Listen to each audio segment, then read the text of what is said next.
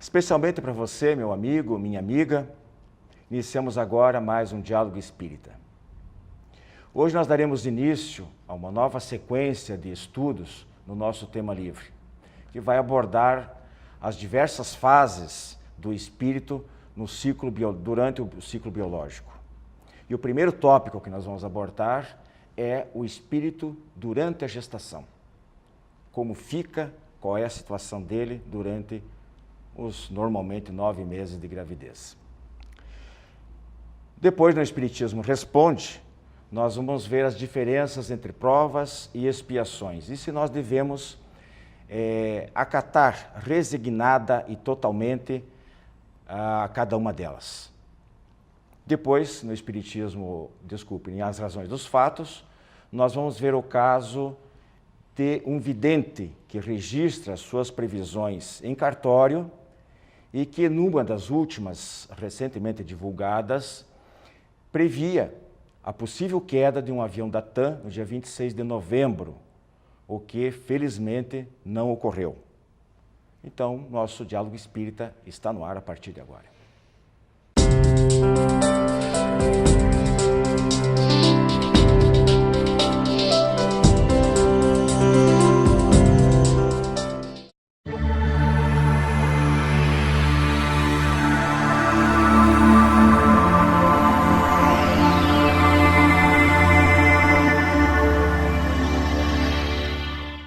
Prezados amigos, estamos começando o nosso tema livre de hoje e, por consequência, o nosso Diálogo Espírita.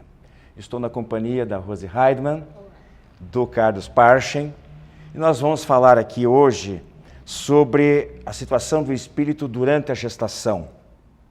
Como é que ele fica, onde fica, o que ele passa, o que ele sente, não sente nada, a gente vai ver isso aí. Eu queria colocar para vocês, logo de início, 2 questões do Livro dos Espíritos que trata dessa questão. A questão 339 diz que a perturbação durante a gestação, ela é maior e mais longa do que da própria desencarnação. Porque nós sabemos que quando o espírito desencarna, ele passa por um período de sonolência, de torpor, às vezes não se reconhece que está desencarnado. Depois, no processo inverso, para a reencarnação, ele sofre mais ainda. E esses 9 meses, em média, é um período mais longo, segundo os espíritos, do que da própria desencarnação. E na questão 344, fala aquela famosa colocação, né, de que a ligação com o corpo que está iniciando a sua formação se dá no momento da concepção, o espírito já está ligado ali, né? E eu vou adiantar mais um pouquinho a questão 351, também é muito interessante, que ele fala que no intervalo entre a concepção e o nascimento, cresce essa perturbação, né? Que vai limitando cada vez mais a liberdade do espírito, a liberdade de ação, né? E aqui se assemelha ao sono, muitas vezes. Quanto mais perto do nascimento, mais o grau aumenta do esquecimento das lembranças das vidas passadas e do tempo que ele ficou desencarnado, né? E de um modo geral. Então, esse processo de esquecimento vai praticamente apagar toda a sua memória para ele começar uma vida, uma folha em branco. Queria que vocês tecessem os seus primeiros comentários a respeito. Parche. É preciso, primeiro, que nós contextualizemos a palavra perturbação. Normalmente ela está associada a alguma coisa muito negativa e que nos tira do sério, que nos deixa extremamente preocupado, quando na verdade a palavra está usada aí é o sair da normalidade, não necessariamente uma coisa negativa. Porque o espírito que vai reencarnar, ele tem que ser também preparado para isso, até para adequar o seu próprio perispírito, para que o seu perispírito possa estar apto a começar a se desenvolver junto com a genética lá do óvulo fecundado e do desenvolvimento do feto. Então, por certo, o espírito não está nas suas condições normais de lucidez, ele está realmente num processo aí de semissonolência ou de momentos de lucidez e momentos de extrema sonolência, lucidez essa necessária no corpo para que ele entre em sintonia com a mãe e também no plano espiritual para que receba o reforço. Então, se nós considerarmos perturbação um estado fora da normalidade, realmente deve ser bem mais longo do que a própria desencarnação. Rose, ali ainda na questão 344, que eu esqueci de mencionar, eles falam que a ligação, o laço fluídico, né, se estabelece no momento da concepção, e que vai se apertando cada vez mais à medida que se aproxima do nascimento. E em Evolução em Dois Mundos, o André Luiz, através do mediunia do Chico Xavier, nos fala que os espíritos medianos passam pela sonoterapia para que os princípios psicossomáticos se adaptem ao restringimento, ao encolhimento, né, à redução do perispírito. O que nós temos a respeito, não é? Relatos de espíritos que acompanharam esse processo, muitas vezes comunicações em reuniões mediúnicas de espíritos que vão reencarnar brevemente. E o que nós temos observado desses relatos, das observações registradas, regra geral, além do que é descrito nas obras espíritas, é que o espírito realmente, ele começa a diluir todas as suas lembranças conscientes daquilo que forma a sua personalidade. Ele começa a apagar, a entrar num estado de torpor, de sono um pouco antes, né, do processo de fecundação, do processo de ligação ao corpo novo, na regra geral. Obviamente que Kardec também nos esclarece que quanto mais evoluído, menos sujeito, né, menos escravizado ao mecanismo cego das leis naturais. Quanto mais primário, mais sujeito, menos consciente do processo. Mas, regra geral, ao reencarnar, o que nós observamos dos relatos feitos é que o espírito entra em torpor, até por quê? Porque ele precisa modelar o seu corpo físico com o perispírito ajustado à sua nova forma. E, para isso, ele sofre uma restrição em tamanho e em forma para se ligar àquele óvulo, atrair magneticamente por processos químicos o espermatozoide mais adequado à sua programação de vida e, fecundado o óvulo, unir-se a ele e formar, comandar todo o processo de duplicação das células para adequar o corpo novo ao seu modelo, ao seu modelo perispiritual, para que a reencarnação se encaminhe na direção da programação espiritual feita para aquela vida, nos processos medianos. Claro que aos processos automáticos, né, de extrema inferioridade ainda, e aos processos ainda muito mais controlados de missionários, que vêm com tarefa específica e que precisam um mecanismo muito apurado nas suas áreas de atuação. Pois reforçando isso que a Rosa acabou de falar, ali a gente vê, por estudo das obras básicas e de outras obras, outras fontes, né, da literatura espírita, que esse processo reencarnatório não é idêntico. Então o André Luiz fala lá que, na média, todos passam por essa sonoterapia. Você citou aí que a gente normalmente chama de reencarnações compulsórias, são aquelas de espíritos, às vezes, que nem querem reencarnar, que se recusam, e eles sofrem um processo de magnetização, né? Ficam dormindo mesmo, não tomam conhecimento, não participam. Porque o espírito um pouquinho mais evoluído, ele participa ativamente desse processo. Né? Das aproximações. Com as aproximações dos pais, procurando estabelecer afinidade. E eu até coloquei aqui, né, que o André Luiz, em Missionários da Luz, ele fala dos moldes padronizados de reencarnação. É para a média. Né? E existem os mais bem equipados, moral e intelectualmente, e aqueles menos. Né? Então, aqueles que, para muitos, eles, como eu acabei de falar, eles vão porque vão, por um processo quase natural, automático. Né? Automático. Pela lei da reencarnação, de progresso. Atração ao meio. Exatamente. Agora, os outros não, os outros se aproximam dos pais, estabelecem aquele grau de afinidade, a depender do estado orgânico e psicológico da mãe. Né? Tudo isso influencia, eles cruzarão esse período de gestação com muito mais facilidade, né, Parcha? Não tenha dúvida. André Luiz coloca muito claramente, né, com essa questão da reencarnação média ou mediana que segue um padrão, que a reencarnação programada é para missionários, ou seja, aqueles que estão com uma missão a cumprir aqui e que precisam de todo esse ambiente previamente preparado de aproximação com os pais, etc. E a gente tem que lembrar uma coisa, que de qualquer maneira, o espírito tem que estar presente junto com o corpo. E nesse momento, ele também fica num estado de dormência muito grande, porque o espírito anseia por liberdade, ele precisa se movimentar, ele precisa se expandir, ele precisa se manifestar. E o ambiente do útero é extremamente restritivo, né? Até mesmo claustrofóbico. Então, nesses momentos, no feto, o espírito está algumas vezes consciente, especialmente para sentir as energias da sua reencarnação. Mas a maior parte do tempo, os mais elevados conseguem retornar ao plano espiritual. Os medianos ficam na sonoterapia. Isso é muito lindo, mas são leis naturais que nós precisamos conhecer um pouquinho mais, até para não nos assustarmos, né? Quando nós estivermos no plano espiritual e tivermos que reencarnar. Lembrando também, né, que o perispírito, ele não fica dentro do corpo físico, nem o nosso. Ele fica ligado ao corpo físico, se expande para fora. E às vezes nas gestantes a gente consegue perceber espiritualmente aquela forma próxima, mas não necessariamente dentro, né, do organismo materno, mas muito próximo, modelando o processo. Às vezes até a gente tem oportunidade de observar em reunião mediúnica ou às vezes num momento maior de introspecção, espíritos próximos a futuras gestantes já, às vezes até em forma infantil, que a gente observa ocasionalmente e num processo já de convivência, aguardando o momento oportuno, num processo controlado, né? Direcionado para que a reencarnação se faça com sucesso. Alguns dos meus filhos, inclusive, poucos, né? Eu tenho vários. Eu consegui ver, perceber mentalmente, recebi alguma ideia deles, avisando que voltariam. Então foi um privilégio. Aí, às vezes com características assim de temperamento, de gênio muito incisivos que depois eu confirmei.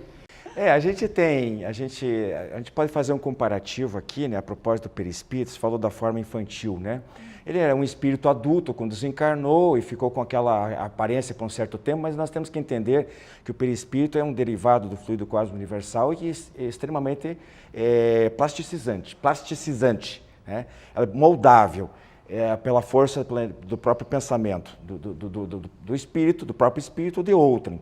Então, na hora dele assumir uma nova personalidade no novo corpo, baseado na bagagem genética daqueles futuros pais, a gente pode ler, talvez uma comparação, uma analogia, é como a semente e a árvore, né? Você tem a árvore frondosa, adulta, grande, ela dá semente, e ela vai se tornar uma nova árvore, ela é uma outra árvore, para nós aqui, mas é o mesmo princípio vital que está ali, a gente pode dizer assim. Então ela se reduz na forma de semente, e depois ela vai se desenvolver com uma árvore muito parecida com aquela anterior. Ela vai ser com galhos diferentes, uma altura talvez diferente, a depender do solo, do adubo que receba, dos cuidados, mas é uma árvore da mesma espécie, assim somos nós. Agora eu queria colocar para vocês aqui uma outra situação. Durante a gestação, a ciência já provou que o bebê, a partir de algumas semanas já, ele sente o ambiente. Ele sente as reações da mãe, se ele está sendo bem aceito, se não está. Ele é capaz de reagir ao som, a uma música clássica, por exemplo, uma música calmante, né? Todas essas a pergunta que eu quero colocar para vocês aqui é o seguinte: como interpretar esse tipo de fato trazido pela ciência sob a ótica espírita? Na verdade, ela é perfeitamente coerente, né, com aquilo que a gente vinha falando. Ou seja, o espírito e o perispírito, a Rose colocou essa questão do dentro ou fora, na verdade não existe dentro e fora, até porque o espírito pertence a uma outra dimensão. Exatamente. Então, o dentro ou fora é uma questão muito relativa da para dimensão. nós entendermos. Mas o espírito está presente sim, e é por isso que eu falava daqueles momentos de lucidez da presença, para ele poder sentir tudo isso. E mesmo que não esteja presente naqueles mais evoluídos, presente que eu digo em termos, ele está um pouco mais liberto, porque o laço, como você falou, vai se estreitando, a energia flui através do laço fluídico e ele consegue também perceber, mesmo na sonoterapia, ele estará recebendo e ficará no seu registro essa energia. Então é importante esse contato da mãe, se for espírita. Com certeza. É mais ainda abraçar. Aconchego. É um espírito consciente, é um espírito imortal que está ali. Ainda que ele esteja num estado de sonolência, semitorpor, como, aliás, a criança relativamente tem nos seus primeiros 7 anos de idade, né, um estado de inocência, de quase semi-hipnose, suscetível das influenciações do meio para progredir. Se no estado de gestação esse estado é muito mais acentuado, isso não impede que receba e registre essas impressões. Pelo contrário, elas são gravadas com muito mais profundidade. Em casos de hipnose, nós vemos regressão de memória até a gestação, em que a criança descreve especialmente o estado emocional da mãe e do pai em relação à sua vinda, ao qual ela é mais suscetível. A gente tem a falsa ideia de que a criança ali é um feto, é um embrião, nos primeiros 3 meses, depois é um feto e não sabe nada, não percebe nada. Ele não só sofre o impacto da alimentação, de drogas, de álcool que a mãe consuma, por exemplo, como toda a vida emocional da mãe, porque é uma simbiose da atmosfera fluídica do reencarnante com a mãe. A mãe é fundamental, o pai é praticamente o provedor. Mas o pai também, tem que Não, mas mandar o pai acho que boa. aparece mais depois, Não, durante a saia. educação. Olha a Não, é responsabilidade. importante o pai receber bem. Nós conhecemos casos em que às vezes a reencarnação fica comprometida, às vezes Porque o pai rejeita. Porque o pai rejeita. E ele se sente rejeitado e às vezes durante toda a vida ele vai ter problema de relacionamento com o pai porque o pai não aceitou desde o início. Pais têm que cantar musiquinha pro neném também, né? Na barriga da mãe. Com certeza. Mas veja então, meus irmãos, que é um assunto bem interessante a gente examinar e ver o quanto é importante entender que o espírito já existe antes da formação do corpo. Deus não criou o corpo, Deus não cria o espírito, a alma, na hora de reencarnar ou um pouco antes. Não, ele já é pré-existente. E ele vai ocupar um novo corpo. Então ele se molda novamente, começa um novo capítulo do livro, da sua história de espírito imortal. Mas e nós temos que dar o apoio, pais, no caso aí, especialmente a cada reencarnação. No próximo programa, nós vamos ver o espírito durante a infância. Essa primeira infância, aí até os 7, 10 anos, como ela acabou de frisar. Como é que se dá o problema de educação, a necessidade de toda essa situação a gente vai ver no nosso próximo programa, tá ok? Segue o nosso programa aí com o Espiritismo Responde. Revista Ser Espírita, o Espiritismo sintonizado ao século XXI. Os princípios fundamentais da doutrina espírita sob a ótica da filosofia, ciência e religião. Revista Ser Espírita, um novo olhar sobre a vida. Para adquirir as edições avulsas e encadernadas, visite o site www.serespirita.org.br.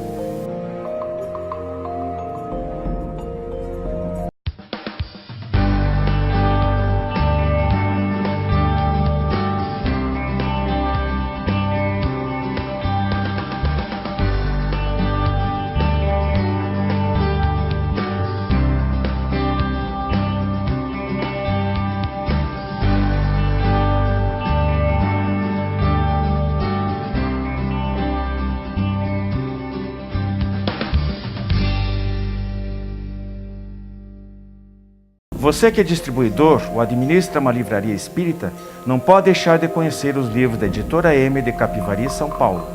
São mais de 350 títulos com dezenas de campeões de vendas. Peça o catálogo e dê aos seus clientes a oportunidade de conhecer os excelentes livros da Editora M. Contatos pelo e-mail vendas@editoram.com.br ou telefone DDD 19 3497 7000.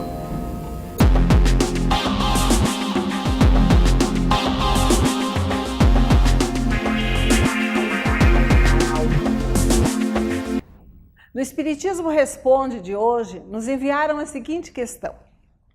Os espíritas dizem que nossas vidas são de provas ou expiações. Qual a diferença entre prova e expiação? Se tudo o que temos que enfrentar é planejado, do que adianta buscar formas de melhorar a vida, de mudar o futuro? Não é melhor se conformar e deixar que as coisas aconteçam conforme o desejo de Deus? Quem não se conforma não está indo contra a vontade de Deus? Bom, nós temos aqui algumas questões interessantes.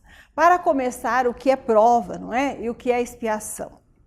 Dizem-nos os espíritos que nós, à medida que agimos livremente na vida, plantamos consequências para os nossos atos. Se os nossos atos são bons, eles trarão consequências boas.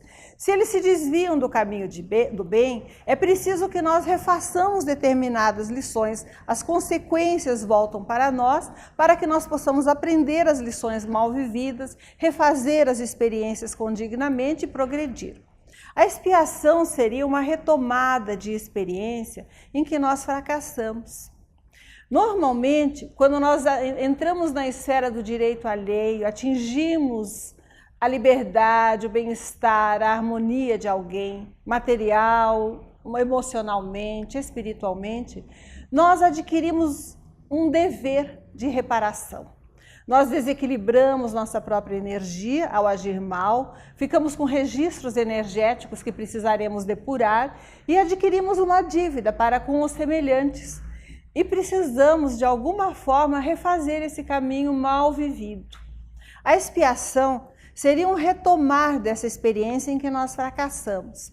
Ela nos traz a necessidade de termos limitações em nossa liberdade. É como uma pena de prisão. Você fracassou no cumprir as leis, atingiu o direito alheio, se vê privado da sua plenitude de vida livre, se vê restringido em seus movimentos, renasce atado a determinadas situações mais difíceis, com limitações orgânicas, com dificuldades mais amplas familiares, que são um desafio para o seu progresso.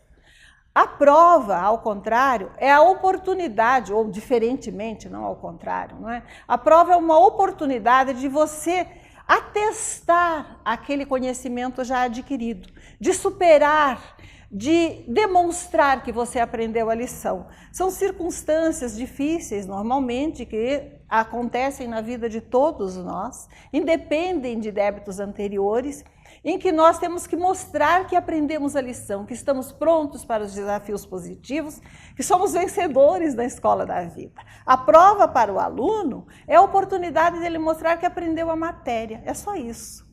Deus, entretanto, não deseja que nós fracassemos ou que fiquemos limitados às circunstâncias externas. Ele nos deu liberdade, nos deu inteligência, nos deu energia para nós superarmos os nossos limites e as contingências que nos rodeiam. Não é porque alguém nasce com uma limitação orgânica que não vai buscar tratamento, que não vai buscar melhora. Não é porque alguém nasce numa limitação econômica, social, que não vai buscar ascender uma posição de maior equilíbrio perante a vida. A vontade de Deus para nós não é que nós nos conformemos com todas as circunstâncias. Está naquelas palavras de sabedoria populares, não é? É possibilidade de nos conformarmos com o que nós absolutamente não conseguimos mudar. E, ao mesmo tempo, força para mudar aquilo que nós podemos e devemos alterar. E sabedoria para distinguir um do outro. Então, a nossa possibilidade na vida é enfrentarmos as dificuldades da existência, os desafios, como oportunidades evolutivas, oportunidades de crescimento. E certamente Deus nos dando instrumentos para nós vencermos as limitações, ou pelo menos enfrentá-las dignamente, Ele está demonstrando a sua vontade, que é a de que o homem jamais se conforme com aquilo que ele pode mudar, e que procure angariar causas positivas para amenizar a sua existência. Como fazer isso? Como é que nós amenizamos a nossa existência? Buscando ser úteis. Apesar da nossa limitação e dificuldade, servirmos ao semelhante, partilharmos o pouco que temos. Estaremos nos habilitando perante as leis da vida para amenizarmos as nossas expiações, adquirirmos energias para as nossas provas, e não necessitarmos para o futuro de tanta dificuldade, conduzindo a nossa vida com mais leveza, com mais alegria, com mais harmonia, porque voluntariamente estamos buscando equilíbrio perante as leis da vida. Muita paz, fiquem conosco.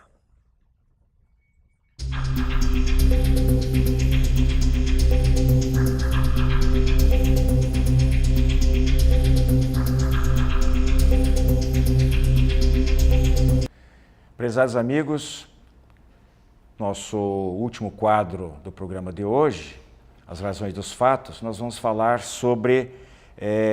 a gente não quer aqui fazer comentários que causem sensacionalismo. Somente buscamos notícias no nosso dia a dia que possam ilustrar situações, às vezes polêmicas, curiosas, ou que tenham algum real interesse para as pessoas quanto às possíveis explicações que a doutrina espírita possa oferecer. Em agosto de 2005, Juscelino Nóbrega da Luz sonhou, teve uma visão e registrou em cartório que no dia 26 de novembro de 2014, às 8h30, um avião, uma aeronave da companhia TAM, deu o prefixo JJ3720, decolaria de São Paulo com destino a Brasília e teria uma pane mecânica e cairia em cima do edifício nas esquinas da Avenida Paulista com a Alameda Campinas. A TAM foi avisada, trocou o número do voo, embora o vice-presidente da companhia, que estava inclusive a bordo do novo voo, né, que foi mantido no dia e horário, ele disse que isso foi só para dar mais tranquilidade aos passageiros. O Juscelino disse que a aeronave também foi trocada. O vice-presidente disse que isso ocorreu, é normal, porque havia chovido bastante em várias partes do Brasil, na véspera, então há um constante remanejamento dos aviões, das aeronaves para os seus diversos destinos. De qualquer maneira, o Juscelino aí, ele tem esse dom da premonição desde 1973. E ele escreve cartas para alertar sobre possíveis tragédias. Ele já escreveu mais de 90 mil cartas, de onde calcula-se que tenha tido um acerto de 75%. Então é uma coisa extraordinária, uma coisa realmente fantástica, que eu nunca tive conhecimento de alguém com tantas previsões e com um nível de acerto tão grande também. Uma dessas cartas foi endereçada ao prefeito do Rio de Janeiro, em 9 de janeiro de 2012. E fazia várias previsões. Uma delas falava uma coisa que não aconteceria no Rio de Janeiro, mas no Rio Grande do Sul, na cidade de Santana do Livramento. E ele alertava que um cidadão com o nome de Luan B. da S. estaria previsto, né? Ele viu que poderia acontecer isso. Ele seria protagonista de um triplo homicídio, ou seja, ele mataria 3 taxistas na cidade. Pois, por incrível que pareça, em abril do ano passado, foi preso Luan Barcelos da Silva, acusado de matar 3 taxistas naquela cidade. Ele previu também, para 2014, temporais fortes no Rio de Janeiro, em janeiro, abril e junho, que se confirmaram, violência durante a realização da Copa do Mundo, o assassinato de uma executiva da revista Exame, que também se confirmou, né? E aquele caminhão que derrubou uma passarela lá no Rio de Janeiro, nós comentamos aqui, inclusive, sobre esse assunto, ele previu, inclusive, as placas, tanto do caminhão causador do acidente, como do táxi que ficou esmagado. É uma coisa impressionante. Também previu, citou detalhes, eu vi na internet, o escaneado, o comprovante de correio, de uma carta que ele enviou ao então, se não me engano, na época já era governador do estado de Pernambuco, Eduardo Campos, datada de 15 de janeiro de 2005, onde ele falava que o avião do Eduardo Campos, estão nos registros, pesquise na internet, seria sabotado numa viagem a Santos, em 2014. E se refere a ele, inclusive, já como candidato à presidência da República. Talvez nem o Eduardo Campos, na época, pensasse nisso. É um fato extraordinário. Ele alertava sobre esse risco, parece que não adiantou, né? Não levaram a sério o aviso. Na data, inclusive, por ele estipulada, aconteceu o acidente. Agora, qual é a análise que a gente pode fazer a respeito? A premonição, a vidência, a profecia, as vidências de modo geral, né? Elas são faculdades mediúnicas, mas não são exclusividades da doutrina do espiritismo ou dos espíritas. O fato de muitos desses acontecimentos poderem ser previstos indica que há um certo determinismo na vida, nos acontecimentos das pessoas. Isso é indiscutível, né? Mas esse determinismo não é absoluto, ele pode ser mudado. Prova disso que muitas dessas previsões, deste vidente e de outros, acabam não se concretizando. Isso eu explico muito bem no meu livro chamado Destino, Determinismo ou Livre-Arbítrio. Eu discorro longamente e exclusivamente sobre esses temas. Outra coisa que pode acontecer também, ele dar erro pela interferência nos pensamentos, ou na recepção dos pensamentos ou das imagens que ele recebe, né? Pode ter algum tipo de coisa assim. Mas fica claro, de qualquer maneira, que nem todas as coisas podem realmente ser alteradas. Algumas sim, algumas não, apesar dos alertas, dos avisos. E, finalmente, o que a gente tem para colocar aqui é que eu, pessoalmente, né, não acredito que o acidente foi evitado pela simples mudança do prefixo, do número do voo, né? Porque daí nós estaríamos adentrando a um terreno da especulação numerológica. E nós temos algumas restrições a respeito. Kardec até abordou esse assunto durante as obras da codificação, uma coisa que deveria ser investigada melhor, ele não chegou a uma conclusão nenhuma, não foi taxativo a respeito disso aí. Eu entendo que a vida das pessoas, elas são muito mais importantes para depender apenas de detalhes tão pequenos. De qualquer maneira, fica aí, até para vocês pesquisarem melhor, né, esse assunto na internet, tem com mais detalhes, chamar a atenção, mas a visão da doutrina espírita a respeito é essa. Pode sim, ocorre, previsões se confirmam sim, nem todas. Por quê? Há algumas razões aí.